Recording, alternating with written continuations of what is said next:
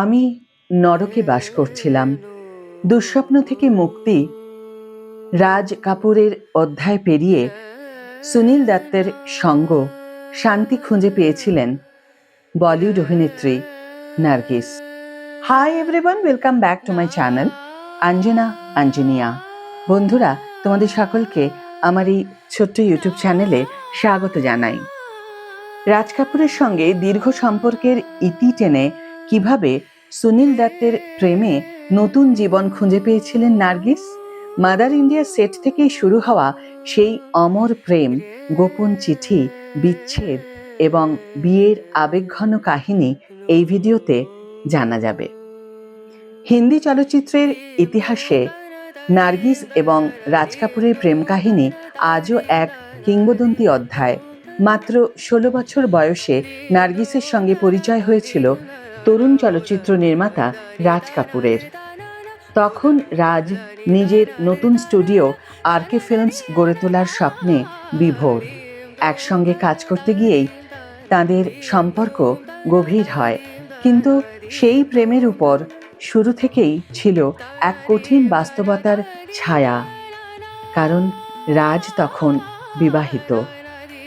দীর্ঘ প্রায় 1 দশক ধরে নার্গিস বিশ্বাস করেছিলেন যে একদিন হয়তো তাঁদের সম্পর্ক পূর্ণতা পাবে, কিন্তু সময়ের সঙ্গে তিনি বুঝতে পারেন রাজ কখনো তাঁর সংসার ছেড়ে আসবেন না। অন্যদিকে চলচ্চিত্র জগতেও নার্গিসের কাজের সুযোগ কমতে শুরু করে। অনেক প্রযোজক ও পরিচালক তাকে কাস্ট করার আগে রাজ কাপুরের মতামতের দিকে তাকিয়ে থাকতেন। ধীরে ধীরে নার্গিস উপলব্ধি করেন যে এই সম্পর্ক তাকে শুধু মানসিক যন্ত্রণা নয়, পেশাগত ক্ষতিও দিচ্ছে। ঠিক সেই সময় তার জীবনে আসে মাদার ইন্ডিয়া। মেহবুব খানের এই ছবি শুধু নার্গিসের অভিনয় জীবনের মোড় ঘোরায়নি, বদলে দিয়েছিল তার ব্যক্তিগত জীবনও। ছবির সেটেই পরিচয় হয় সুনীল দত্তের সঙ্গে। ছবিতে সুনীল তার ছেলের চরিত্রে অভিনয় করলেও বাস্তব জীবনে তিনি হয়ে ওঠেন নার্গিসের সবচেয়ে বড় আশ্রয়। মাদার ইন্ডিয়ার শুটিং চলাকালীন এক ভয়াবহ অগ্নিকাণ্ডে সুনীল দত্ত নিজের প্রাণের ঝুঁকি নিয়ে নার্গিসকে উদ্ধার করেন। এই ঘটনার পর দুজনের মধ্যে ঘনিষ্ঠতা বাড়তে থাকে। আহত সুনীলের পাশে দিনের পর দিন কাটিয়েছিলেন নার্গিস। সেখানেই তিনি উপলব্ধি করেন ভালোবাসা আসলে কি। পরে এক চিঠিতে তিনি লিখেছিলেন, এত বছরের কষ্টের পর মনে হচ্ছে আমি সত্যিকারের ভালোবাসা খুঁজে পেয়েছি। তবে তাঁদের সম্পর্ক সহজ ছিল না। রাজ কাপুর তখনও নার্গিসের জীবন থেকে পুরোপুরি সরে যাননি। বলিউডে তাঁর প্রভাব ছিল বিরাট। অন্যদিকে সুনীল দত্ত তখন নতুন অভিনেতা, তাই নিজেদের সম্পর্ক গোপন রাখার সিদ্ধান্ত নেন তাঁরা। একই শহরে থেকেও দেখা না করে একে অপরকে চিঠি লিখতেন। সেই চিঠিগুলোতেই ধরা পড়ে নার্গিসের মনের গভীর ক্ষত। সুনীলের কাছে নিজের অতীত নিয়ে অকপট ছিলেন নার্গিস। তিনি লিখেছিলেন, রাজের সঙ্গে আমার সম্পর্কটা শেষ দিকে এক দুঃস্বপ্নে পরিণত হয়েছিল। আমি যেন নরকের মধ্যে বাস করছিলাম।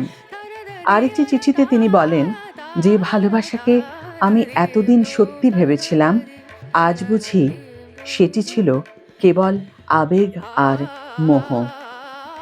সুনীলের মধ্যেই তিনি খুঁজে পেয়েছিলেন নিরাপত্তা, সম্মান এবং নির্ভরতার অনুভূতি। সুনীলের পরিবারের প্রতিও তার আন্তরিকতা ছিল অসাধারণ। সুনীল পরে এক সাক্ষাৎকারে বলেছিলেন, আমি বুঝেছিলাম এই মানুষটির সঙ্গেই আমি সারা জীবন কাটাতে চাই, কারণ সে শুধু আমাকে নয়, আমার পরিবারকেও নিজের করে নিয়েছিল। অবশেষে 1958 সালে বিবাহ বন্ধনে আবদ্ধ হন নার্গিস ও সুনীল দত্ত। এই বিয়েকে রাজ কাপুর সহজভাবে নিতে পারেননি।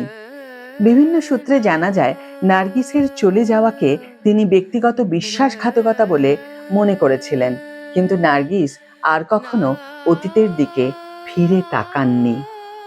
সুনীল দত্তের সঙ্গে তার দাম্পত্য জীবন ছিল ভালোবাসা, সম্মান ও পারস্পরিক বিশ্বাসের এক অনন্য উদাহরণ। জীবনের শেষ দিন পর্যন্ত সেই সম্পর্ক অটুট ছিল।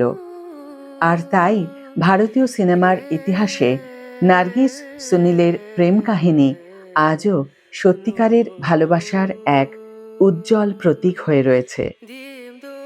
আমি জানি না এই সম্পর্ককে কে কিভাবে নেবেন, তবে আমার ব্যক্তিগত মতামত, মানুষ জীবনে ভুল করতেই পারে, কিন্তু পরবর্তীকালে সে যদি নিজের ভুল বুঝতে পেরে সেই ভুলটাকে সংশোধনের চেষ্টা করে এবং সেই ভুল আর কোনোদিনও না করে, তাহলে সেই ভুলেরও ক্ষমা হয়।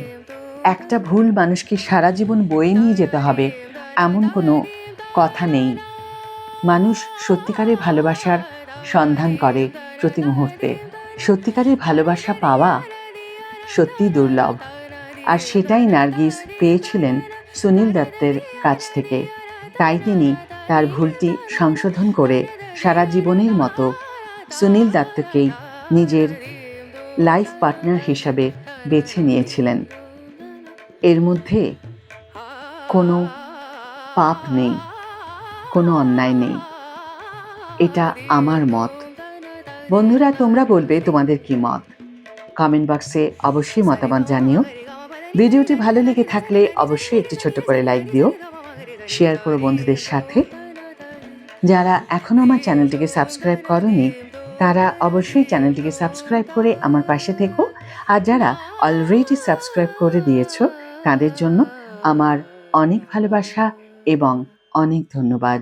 আজ তাহলে বিদায় বন্ধু, দেখা হবে পরের ভিডিওতে। ভালো থেকো, সুস্থ থেকো, সঙ্গে থেকো।